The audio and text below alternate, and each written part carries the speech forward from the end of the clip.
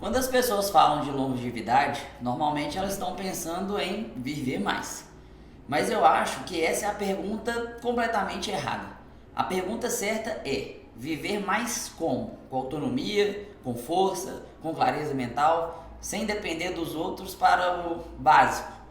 Porque prolongar a vida sem preservar a função não é exatamente o tipo de longevidade que deveria nos interessar. Eu sou a Andresa e aqui eu pego a ciência do esporte, osteopatia, fisioterapia e transformo em raciocínio clínico que muda a sua conduta.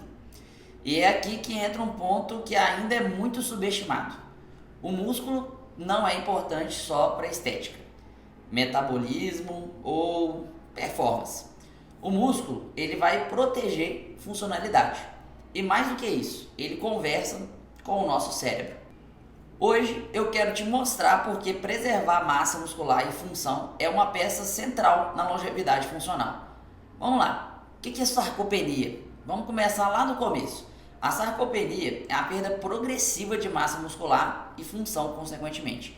Isso não é mais tratado só como uma consequência vaga do envelhecimento. A sarcopenia, ela é uma condição de saúde reconhecida pela OMS desde 2016 como uma doença. E isso importa muito, porque quando a gente fala em perda muscular, a gente não está falando só da nossa estética corporal. A gente está falando de um risco real de queda, fraturas, declínio funcional, hospitalização e até mesmo a morte. Ou seja, a sarcopenia não é um pequeno detalhe do envelhecimento, ela é uma ameaça direta à independência. E clinicamente, essa perda pode ser percebida com critérios simples e extremamente úteis, que são a velocidade da marcha, que a gente mede por um teste chamado Timer Up and Go, e a força de pressão manual. Isso é importante porque já muda um pouco a forma como a gente pensa. A longevidade não pode ser só um conceito bonito, né? Ela precisa ser medida em função, porque a vida ela começa a encolher muito antes de acabar. E por que isso é mais grave do que parece? Agora, a gente tem um ponto que costuma ser tratado com muita superficialidade. Muita gente ainda pensa assim, mas sarcopenia é coisa de velho, por que você está falando isso? Por que eu estou vendo isso? Só que esse raciocínio ele é extremamente perigoso, porque a perda de força e de função não começa magicamente só quando você está lá com 50, 60, 70 anos. E porque quando essa perda ela aparece ali de uma forma mais óbvia, muitas vezes a reserva funcional ela já foi reduzida há muito tempo. Geralmente essa perda ela começa aos 30 anos. Mas o ponto mais importante não é nem esse. O ponto mais importante é que a perda muscular não afeta só o movimento. Ela pode aumentar a sua vulnerabilidade cerebral e um número crescente de estudos observacionais ela vai sendo relacionada aí à sarcopenia ao aumento de transtornos depressivos, além de transtornos neurológicos. E a redução da massa muscular e função tornaria o cérebro mais vulneráveis a doenças neurológicas. Percebe como isso muda a conversa? Agora a gente não está mais aqui falando só de músculo como força. A gente está falando de músculo como fator de proteção cerebral. Músculo e cérebro se comunicam. E esse, para mim, é um dos blocos mais interessantes de todo esse vídeo. A comunicação entre cérebro e músculo. Traduzindo isso de forma simples, o músculo não vai ser ali só um tecido passivo que só obedece ordens. Ele participa diretamente da regulação do nosso organismo. Ele influencia ali no nosso metabolismo, na questão inflamatória, na sinalização biológica, humor, cognição e adaptação. Quando você treina, você não está só mexendo o corpo, você está produzindo sinal biológico. Você está modulando o ambiente que o cérebro funciona. E isso muda completamente a forma como a gente deveria falar de atividade física. O que o exercício vai mudar ali no nosso cérebro? Existem alguns mediadores muito importantes dessa conexão. Entre eles, o BDNF, VGF e o IGF-1, que são neurotrofinas ali que vai favorecer o fator de crescimento.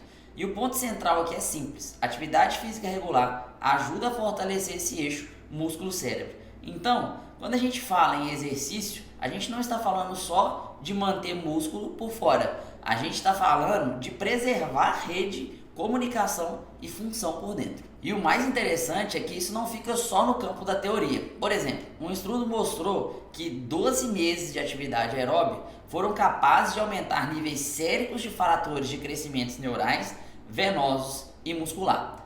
Além disso, a análise de conexão ali entre os hemisférios, entre os lados do nosso cérebro, mostram que o aumento de fluxo e a conexão entre a região do córtex temporal, que é essa parte lateral, e o hipocampo, que fica lá dentro, aumentam com o treinamento físico. Em sujeitos com comprometimento cognitivo leve, o exercício ele foi capaz de melhorar o perfil metabólico e aumentar o fator de crescimento muscular.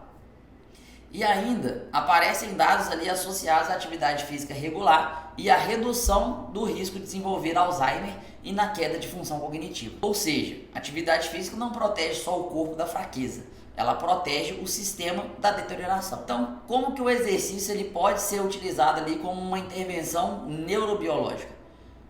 Já foi demonstrado em alguns estudos que o exercício intervalado de alta intensidade estimula a produção do fator de crescimento endotelial, que é a parte ali das nossas veias e artérias, no córtex cerebral e no hipocampo, mediado ali pelos receptores de lactato, um principal subproduto criado durante a atividade física.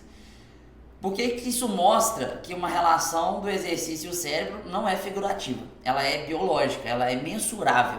Ela acontece por vias específicas. Então, não é exagero dizer que o exercício físico é uma intervenção neurobiológica.